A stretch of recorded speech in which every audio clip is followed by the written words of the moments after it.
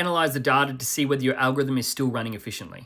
This is a process that I created that I call the ADR, or the Advanced Data Review. It's a system or process that I do at the end of every single month where I go over all my algorithms, what their performance was, how well they did over the last month. Are they reaching some close to drawdowns? Do they need to be turned off? Are they performing well? Position sizing, just double checking to make sure everything is running smoothly. Just because you create an algorithm and it gives you 99% of your time off from viewing the markets doesn't mean that it doesn't need a little bit of maintenance here and there.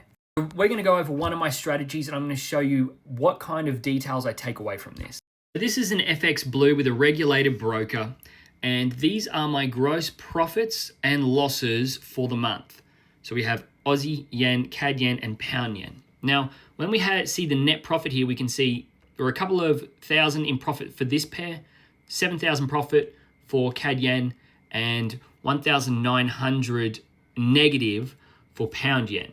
Firstly, we just make sure, is it in profit? And if it's in large drawdown, or it's just drawdown. I mean, $1,900 isn't a big drawdown relative to the account size, so I don't need to worry about it. But I need to log it into a spreadsheet to make sure I keep an eye on it to see if it's a common factor continually popping up. The other thing I like to look at is probably the strike rate, the profit factor, and how many wins and losses it's had. Is it over trading? What are the market environment like as well? We've recently had Trump come in, markets have been a little bit irrational, so I'm not expecting huge profits from a lot of my systems over the last couple of months. There have been some that have been performed really well, like obviously a gold strategy. Within this month, we can see we had 8 winners, 17 winners, and 7 winners there. We obviously had a whole heap of losers also.